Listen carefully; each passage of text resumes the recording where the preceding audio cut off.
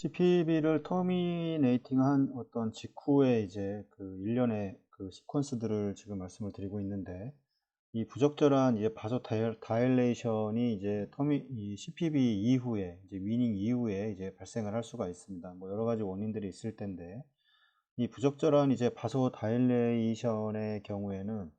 이 카디악 인덱스가 뭐 적절하거나 아니면 상승되어 있음에도 불구하고 이 부적절한 BP에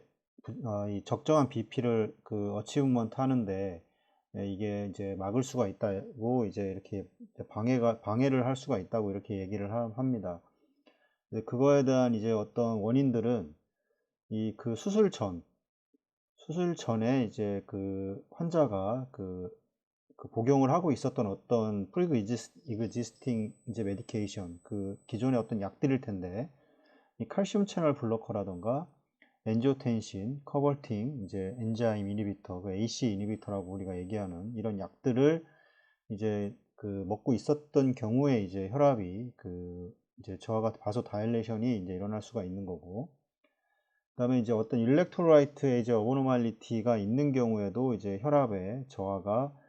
있을 수가 있습니다. 뭐 그중 가장 큰 게 뭐 포타슘도 마찬가지겠지만, 이 칼슘도 이제 마찬가지로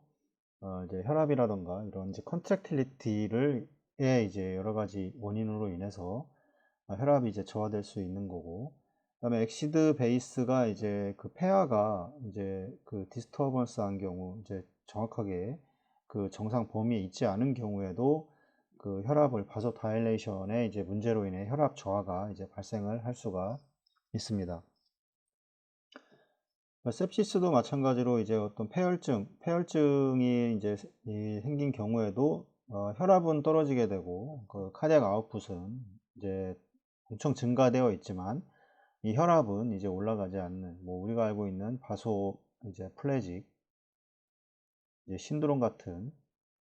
이런 것들도 다 이제 이런 원인들에 의해서 혈압은 떨어지고, 그 다음에 그 혈압이 떨어지니 이제 그 페리페랄들이 SBR이 떨어졌기 때문에 이 카디악 아웃풋은 이제 엄청나게 증가를 하게 됩니다. 그래서 이런 부분들, 그 다음에 이제 기존에 있었던 어떤 질병들, 뭐 크로닉한 헤파틱, 크로닉 헤파틱 디지즈라던가 이제 레날 디지즈의 경우에도 마찬가지, 이런 디지즈의 경우에는 결국에는 이제 혈압을 결국은 떨어뜨리게 됩니다. 이제 뭐냐면 이제 부종이라던가 이제 여러 가지 원인에 의해서 뭐 히모글로빈도 떨어지게 될 거고, 그 다음에 여러 가지 그런 이 혈관을 수축시키는 여러 가지가 다 다일루션이 되기 때문에 이런 원인들에 의해서 이제 혈압이 이제 저하가 바소 다일레이션이 이제 진행이 될 수가 있는 거고, 이제 하이퍼서미아가 이제 또 온도를 너무 올린 경우에도 혈관 확장이 너무 커지면서 이제 혈압이 이제 떨어지게 되는 이런 원인이 이제 생길 수가 있습니다. 어떤 이제 어떤 특발성 질환, 아이디오패스틱 컨디션의 경우에는 어떤 것들이 이제 어떤 CPB와 관련된 어떤 팩터들이 잘 알려지지 않는, 어떻게 특정되어 있지 않는 어떤 팩터들에 의해서 이런 특발성 질환들이 이제 이런 질환들로 인해서 이런 이 바소 다일레이 부적절한 이제 혈관 확장을 이제 일으키는 그런 원인이라고 이제 할 수가 있습니다. 그리고 이제 이 과도한 히모다일루션이 이제 발생한 경우가 있는데, 히모다일루션이 이제 발생을 한다고 하는 거는 결국 이제 히모글로빈이 떨어지면서 그 혈관의 이 점도가 이제 낮아지게 되고, 이 점도가 낮아짐으로 인해서 이제 그 SBR 자체가 이제 혈압 떨어지게 되는, 이게 뭐 이 하겐 이제 푸아제이유 이제 어떤 방정식에서 보면 이 점도가 상승을 하게 되면 이쪽 이제 혈압도 이제 상승을 하게 되는 이런 점도가 증가를 하게 되면 이제 혈관의 점도가 증가하기 때문에 그런 어떤 혈압도 증가를 하게 되는데, 이런 이제 그 헤모글로빈의 컨센트레이션이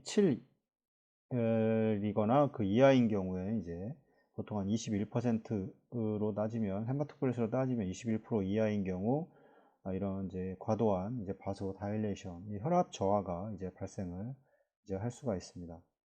이거는 이제 말씀드리지만 이제 비스코시티가 감소하고, 그다음에 이제 그 SBR이 낮아지게 되는 이런 원인으로 이제 이런 문제들이 이제 발생을 할 수가 있습니다. 그래서